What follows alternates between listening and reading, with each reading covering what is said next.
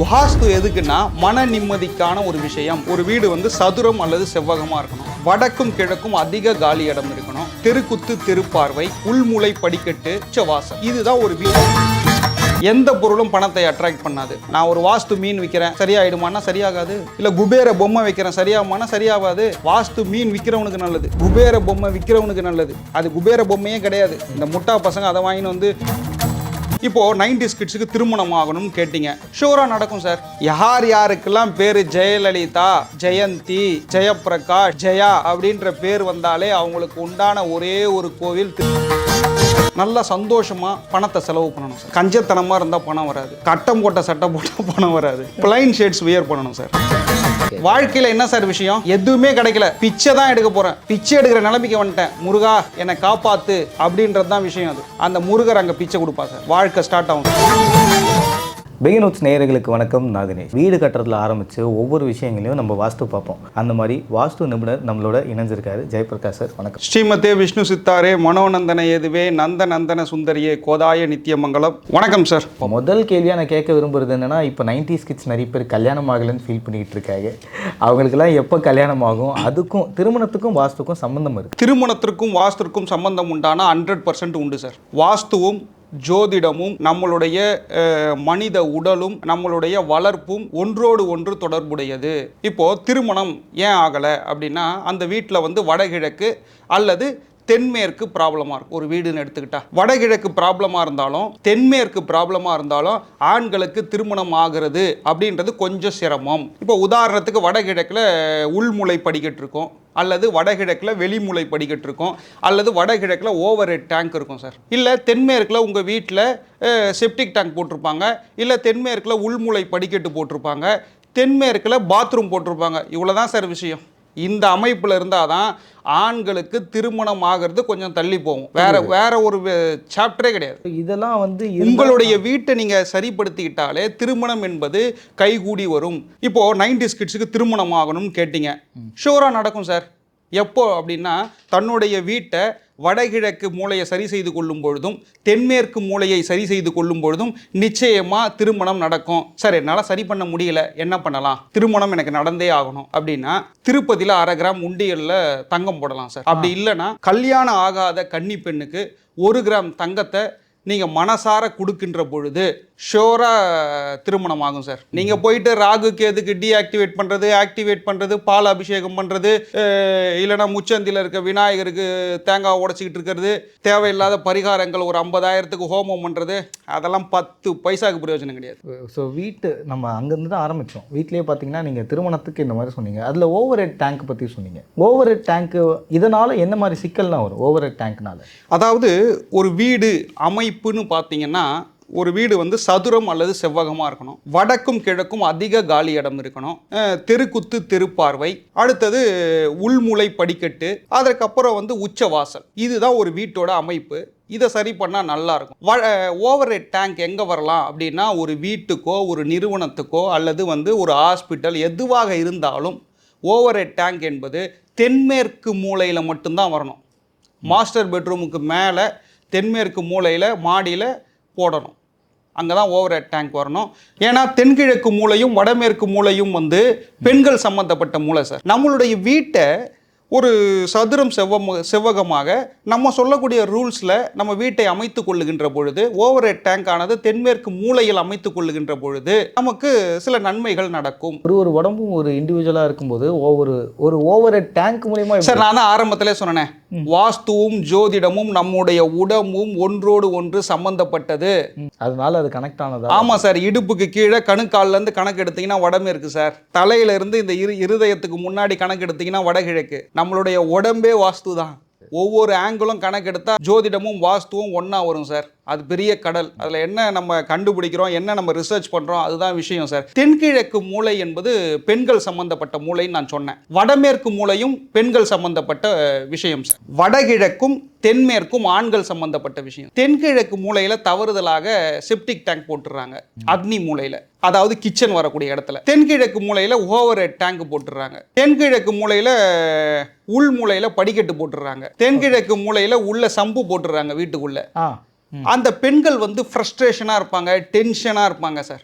இது மாதிரியான தென்கிழக்கில் எந்த ஒரு தவறும் செய்து கொள்ளாதீர்கள். செஞ்சா இந்த விஷயம் நடக்குது, செய்யலைன்னா என்ன சார் ஆகும்? உச்சகட்ட பிரம்மாண்டமான வாழ்க்கையை நோக்கி நீங்கள் பயணப்படுவீர்கள். ஒரு மனம் வாங்கும்போது கூட நம்ம பார்த்து வாங்குவாங்க. இப்போ கார்னர் பிளாட் சில பேர் புக் பண்ணுவாங்க, இல்லை 2-3 பிளாட்டுக்கு நடுவில் எடுப்பாங்க. இந்த கோஸாக இருக்கும் சில பிளாட். அந்த மாதிரி பிளாட் எடுக்கும்போது எப்படி எடுக்கணும்? கிழக்கு பார்த்த மனை வடக்கு பார்த்த மனை சிறந்தது.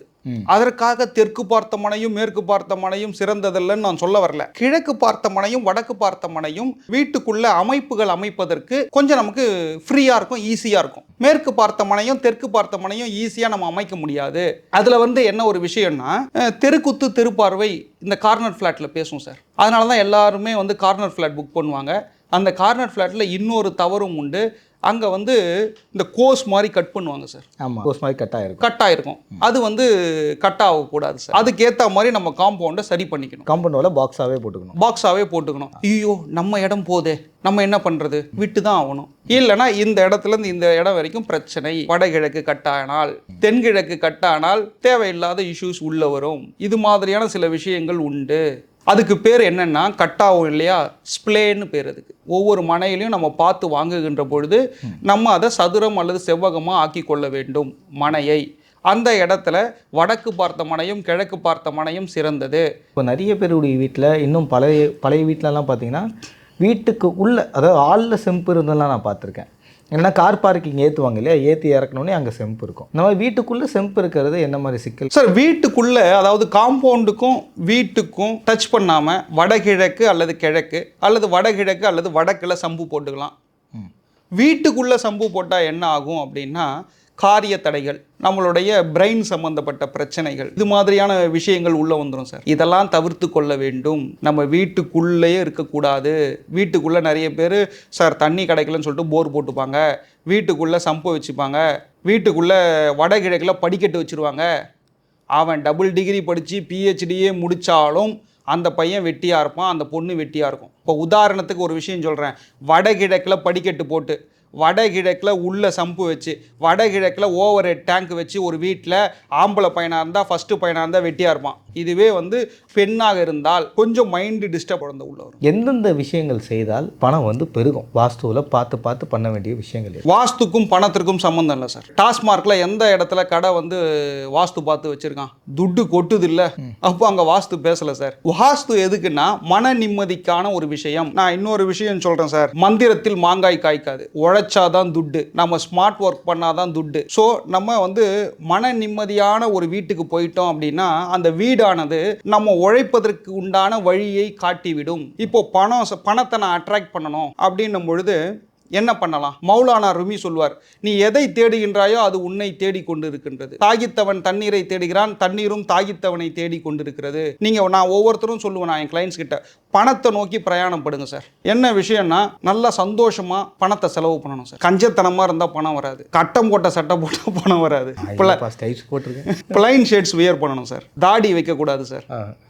வளரல. ஓகே, இதெல்லாம் ஒரு விளையாட்டாக இருக்கும் சார். இதெல்லாம் பணம் சம்பந்தப்பட்ட.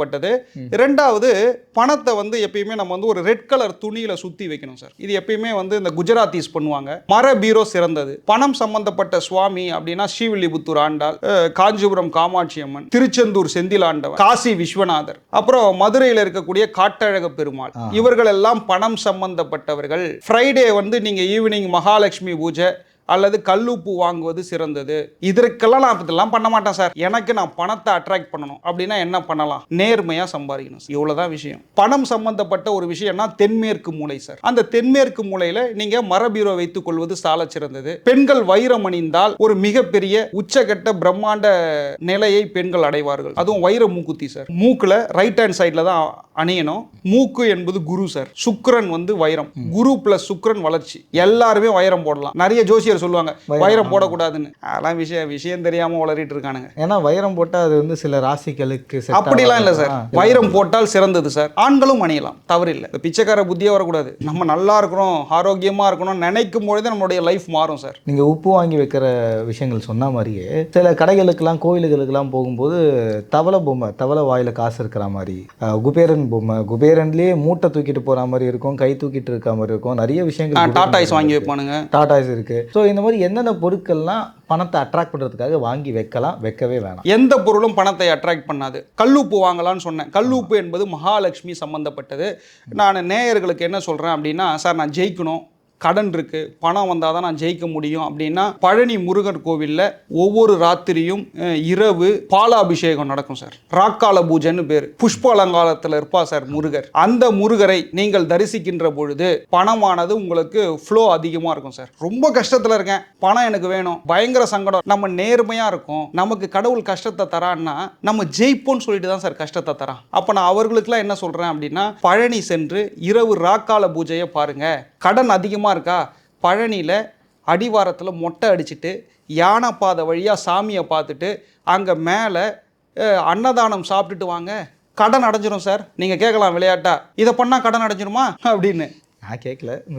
இல்லை எல்லாரும் கேட்பாங்க. ஆமாம், பொதுவாக இருக்கும் இல்லையா கேள்வி. இதை செய்து விட்டு வருகின்ற பொழுது கடன் அடைவதற்குண்டான வழியை அந்த முருகர் காட்டுவார் சார். நான் பண்ணியிருக்கேன், என் குருநாதர் சொல்லியிருக்கார், நான் செஞ்சுருக்கேன், எனக்கு கடன் அடைஞ்சிருக்கு. அதனால தான் நான் இவ்வளோ 100% இல்லை 200% கேரண்டியாக பேசுகிறேன். ஸோ பழனி முருகர்னாலே ஆண்டி கோலத்தில் இருக்கக்கூடிய ஒரு முருகர், அவரை ராஜ அலங்காரத்தில் தான் பார்ப்போன்னு அடம்பிடிச்சு வெயிட் பண்ணி போய் பார்க்குற பக்தர்களும் ஒரு பக்கம் இருக்காங்க. அப்போ ஆனால் நீங்கள் வந்து கடன் அடையும்ன்றீங்க பழனி முருகரை பார்த்தா. இது என்ன மாதிரி விஷயங்கள், இது கரெக்டாக இருக்குமா? நிச்சயமாக கரெக்டாக இருக்கும்.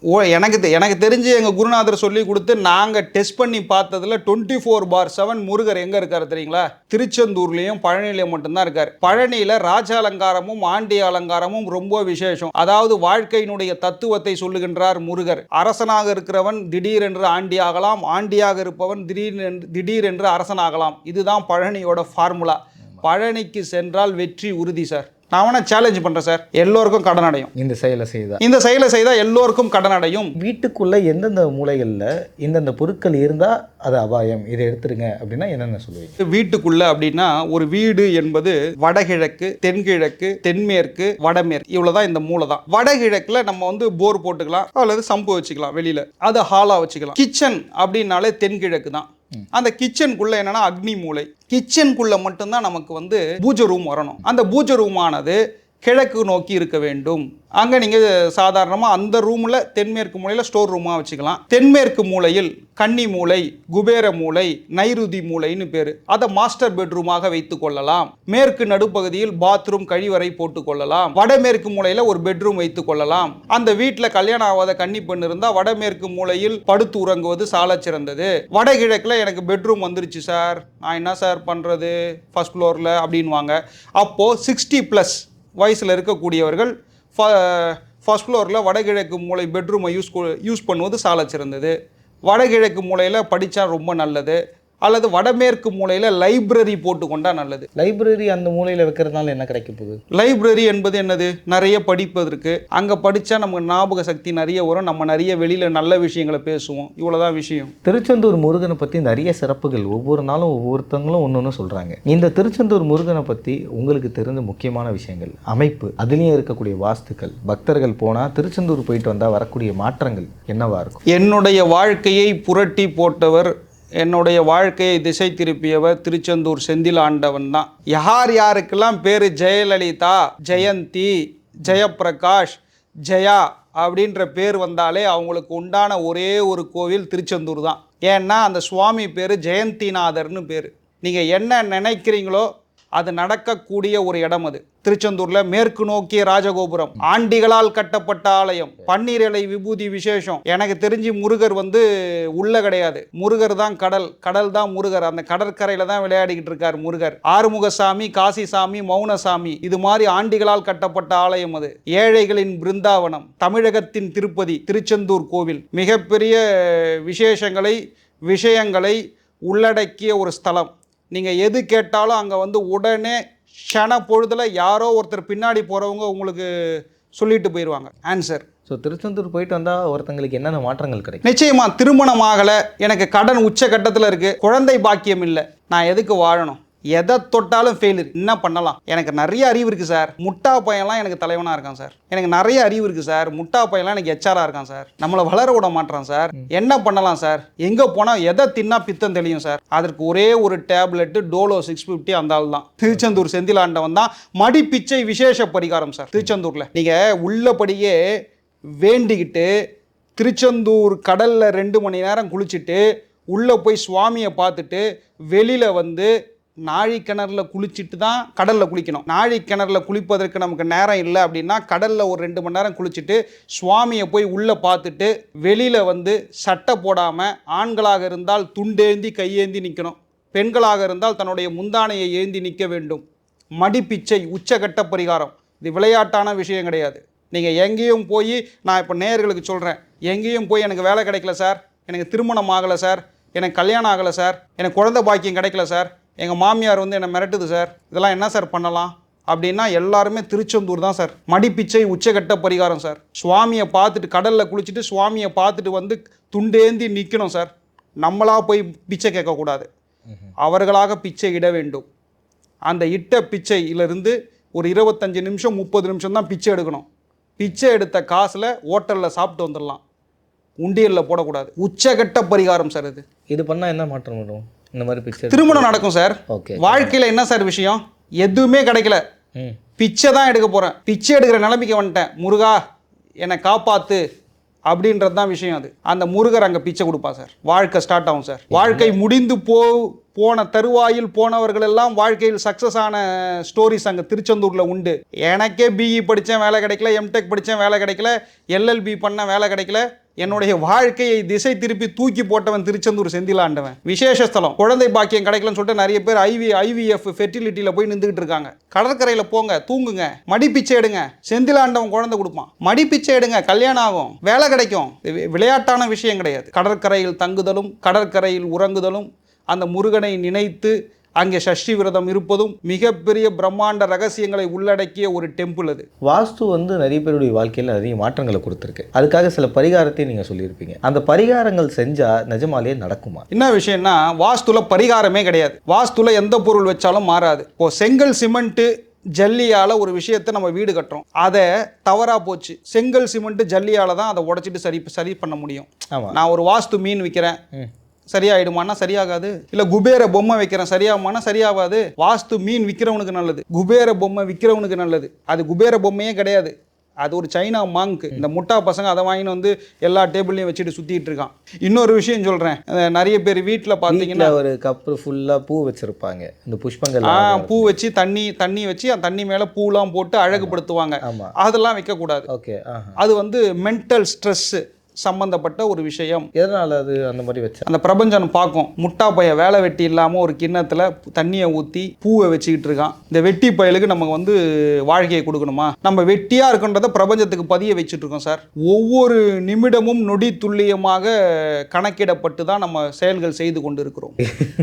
இந்த விஷயம் புதுசாக இருந்தது. ஏன்னா நிறைய பேருடைய வீட்டில் இது இன்னும் அலங்கரித்து வச்சுருக்காங்க. ஒரு பணத்தடை சார், அது பணத்தடை. அவங்க வீட்டெல்லாம் போய் கேட்டு பாருங்களேன். ஒரு மினிமம் ஒரு மிடில் கிளாஸ் ஃபேமிலியாக இருந்தாலும் சரி, பெரிய ஆட்களாக இருந்தாலும் சரி, அவர்கள் தகுதிக்கு பணத்தடை இருக்கும் சார்.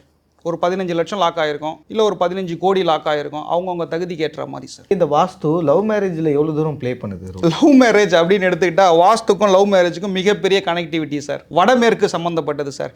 யார் வீட்டிலலாம் வடமேற்கில் வீட்டுக்குள்ள உள்மூளை படிக்கட்டு இருக்கோ, வடமேற்கு மூலையில் அவங்க வீட்டில் ஷோராக கேட்கலாம், லவ் மேரேஜ் இருக்கா அவங்க வீட்டில் அப்படின்னு கேட்கலாம். யார் வீட்டிலலாம் வெளி மூலையில் படிக்கட்டு பில்லர் போட்டிருக்கோ, யார் வீட்டிலலாம் வடமேற்கில் கிணறு இருக்கோ, யார் வீட்டிலலாம் வடமேற்கு மூலையில் வாயு மூலையில் பாத்ரூம் போட்டிருப்பான் படிக்கட்டு கீழே, தாராளமாக கேட்கலாம். அங்கெல்லாம் லவ் மேரேஜ் தான். லவ் மேரேஜ் ஷோராக உண்டு. வடமேற்கு வடக்கு தெருக்குத்து லவ் மேரேஜ். ஸோ இன்னொரு பக்கம் கர்மான்ற ஒரு வார்த்தை இப்போது நிறைய பேசப்படுது. நம்ம பண்ணுற கர்மாக்கள் எப்படி வந்து போக்கலாம், கர்மாக்களை எப்படி சரி பண்ணலாம்? வாஸ்து மூலியமாக அதை சரி பண்ண முடியுமா சார்? வாஸ்து மூலியமாக சரி பண்ண முடியுமா அப்படின்னா, ஓப்பனாக ஒரு உண்மையை சொல்கிறேன், 90%ல் 100%லாம் கர்மாவை சரி பண்ண முடியாது சார். ஒரு 70% ஓனால் அந்த கர்மாவுடைய பலனை அது கொடுக்கக்கூடிய கெடுதலை குறைக்கலாம் சார். சரிங்களா?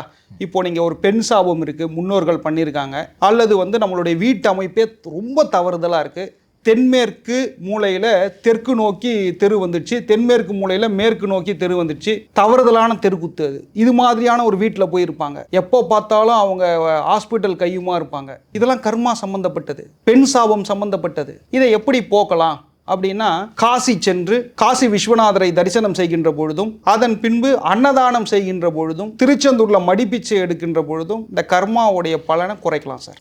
இல்லைன்னா கல்யாணம் ஆகாத கன்னி பெண்களுக்கு தாலிக்கு தங்கம் கொடுக்கின்ற பொழுது, படிப்புக்கு உதவி செய்கின்ற பொழுது இந்த கர்மாவை குறைக்கலாமே தவிர அது வீரியத்தை தான் குறைக்க முடியும், ஃபுல்லாலாம் அழிக்கலாம் முடியாது. சார், நீங்கள் நிறைய இடத்துல இந்த தெருக்கூத்தும் தெருப்பார்வை பற்றியும் நிறைய சொல்லியிருப்பீங்க. ஆக்சுவலாக அது எப்படி இருக்கணும், என்ன மாதிரி அமைப்பில் இருக்கும் சார்? ஒரு வீடு அப்படின்னும் பொழுது நம்ம ஒரு 6 சம்பந்தப்பட்ட விதிகள் நான் ஏற்கனவே சொன்னேன். அதில் தெருக்குத்து தெருப்பார்வை என்பது ஒரு விதி சார். இப்போ வடக்கும் கிழக்கும் சேர்ந்த மூலை வடகிழக்கு மூலை. அந்த வடகிழக்கு மூலையில் வடக்கு நோக்கி தெரு வருது, கிழக்கு நோக்கி தெரு வருது அப்படின்னா அது ஒரு தெருக்குத்து, நல்ல தெருக்குத்து. இப்போ தென்கிழக்கு மூலையில் தெற்கு நோக்கி தெரு வருது அப்படின்னா நல்ல தெருக்குத்து. வடமேற்கு மூலையில் மேற்கு நோக்கி தெரு வருது அப்படின்னா நல்ல தெருக்குத்து. எதுலாம் நல்ல தெருக்குத்து கிடையாது அப்படின்னா, தென்கிழக்கு மூலையில் கிழக்கு நோக்கி தெரு வந்தால் கெட்ட தெருக்குத்து, தென்மேற்கு மூலையில் அது தென்கிழக்கு மூலையில் கிழக்கு நோக்கி தெரு வந்தால் கெட்ட தெருக்குத்து, தென்மேற்கு மூலையில் தெற்கு நோக்கியும் மேற்கு நோக்கியும் தெரு வந்தா கெட்ட தெருக்குத்து, வடமேற்குல வடக்க நோக்கி தெரு வந்தா கெட்ட தெருக்குத்து.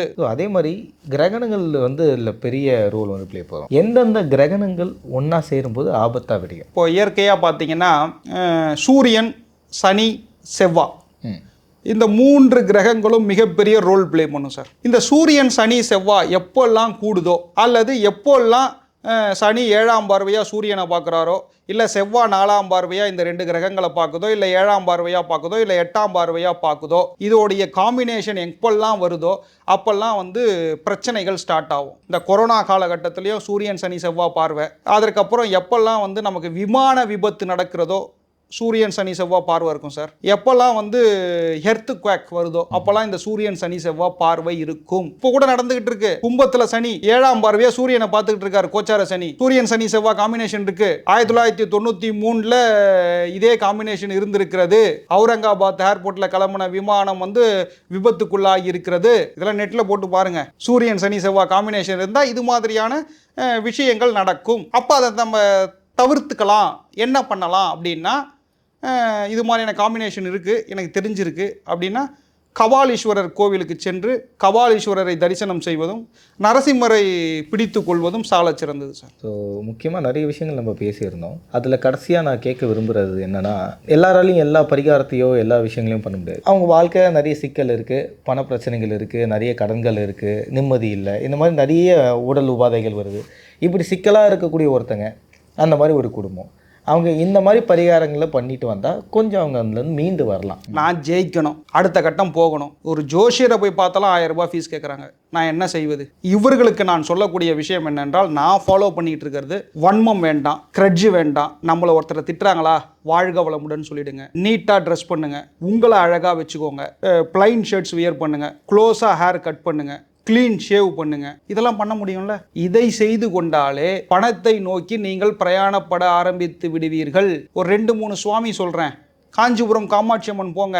திருவொற்றியூர்ல சென்னையில் இருக்கிறவங்க வடிவுடையம்மன், உச்சகட்ட பிரம்மாண்டமான சுவாமி அவளை பிடித்து கொள்ளுங்கள். மதுரையில் இருக்கிறீங்களா, கள்ளழகர் பெருமாள், அவரை பிடித்து கொள்ளுங்கள். அப்பா அம்மாவை நல்லபடியாக பார்த்துக்கிட்டாலே போதும் சார், லைஃப் நல்லா இருக்கும். அதே மாதிரி ஒரு கணவன் மனைவி இருக்காங்களா, அந்த மனைவியை அவர்கள் ரொம்ப லவ் பண்ணி கேரபிளாக பார்த்துக்கிட்டாலே பணம் உள்ள வரும் சார். ஒரு சிம்பிள் விஷயம், என் குருநாதர் சொன்னது, wife happy life happy sir. So overall Jayaprakash sir வந்து நம்மளுக்கு இன்றைக்கி நேர்காணலில் நிறைய விஷயங்களை சொல்லியிருந்தீங்க. முக்கியமாக வாழ்க்கையில் செல்ஃப் டிசிப்ளின் ரிலேட்டடாகவும், நம்மளுடைய ஜாதகங்கள், ஜோசியங்கள், இருக்கக்கூடிய கட்டங்கள் எல்லாத்த பற்றியும் நம்ம ரிலேட்டடாக சொல்லியிருந்தோம். Sure sir. கமிட்மெண்ட் நீங்கள் ஹானர் பண்ணணும். பஞ்சுவாலிட்டி மிகப்பெரிய ரோல் ப்ளே பண்ணும். வாஸ்துவில் நிறைய விஷயங்கள் உடலோட கனெக்ட் ஆகிருக்கின்றதை சொன்னீங்க, அதுக்கு ரொம்ப நன்றி. தேங்க்யூ. நன்றி சார். ஆடி ஆடி அகம் கரைந்து, இசை பாடி பாடி கண்ணீர் மல்கி, எங்கும் நாடி நாடி நரசிங்கா வென்று வாடி வாடும் இவ்வாணுதலே. முருகரை பிடிச்சிங்க சார், வாழ்க்கை அடுத்த கட்ட பிரயாணப்படுவீர்கள். வாழ்க வளமுடன். வணக்கம்.